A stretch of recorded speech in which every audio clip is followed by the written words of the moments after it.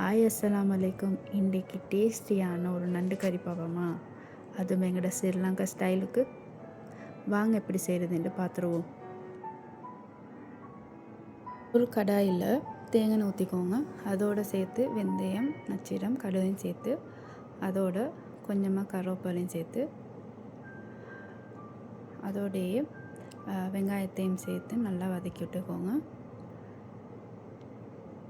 அதுக்கப்புறம் பச்சை மிளகாய், தக்காளியும் ஹெட் பண்ணிக்கோங்க. அதையும் நல்லா வதக்குங்க. நெக்ஸ்ட்டு இஞ்சி வெள்ளைப்பூடு, அதையும் நல்லா தட்டி அதையும் போட்டு, அதையும் இஞ்சி வெள்ளைப்பூட வாசம் போக்காட்டி அதையும் வதக்கிக்கோங்க. 2 டீஸ்பூன் மிளகாய்த்தூள், 1 டீஸ்பூன் காஷ்மீரி மிளகாய்த்தூள், 1/2 டீஸ்பூன் மஞ்சத்தூள், 1/2 டீஸ்பூன் நச்சீரம் தூள், 2 டீஸ்பூன் மல்லித்தூள், அதோடைய 1/2 டீஸ்பூன் மிளகாய்த்தூள் சேர்த்துட்டு, அதோட உப்பையும் சேர்த்து அந்த ஒயிலியோடு அந்த மசாலாவை நல்லா வதக்கி விட்டுக்கோங்க. அதுக்கப்புறம் கழுவி வச்சுக்கிற நண்டை அதில் போட்டுருங்க. போட்டு அதையும் நல்லா அந்த மசாலாவோட மிக்ஸ் ஆகிற அளவுக்கு நல்லா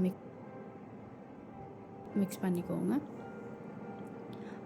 கொஞ்சம் மூடி வச்சுருங்க. எனக்கு கிரேவி வேணுமின்றதுக்காக வேண்டி நான் கொஞ்சமாக தண்ணி ஊற்றிக்கொள்கிறேன்.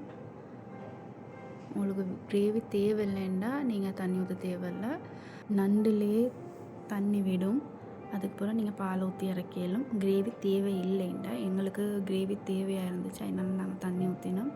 அது வற்றின பிறகு அதுக்கப்புறம் தேங்காய் கட்டிப்பாலை ஹெட் பண்ணிக்கொள்வோம். அதை ஹெட் பண்ணிவிட்டு நல்லா கொதிச்ச போகிறோம்.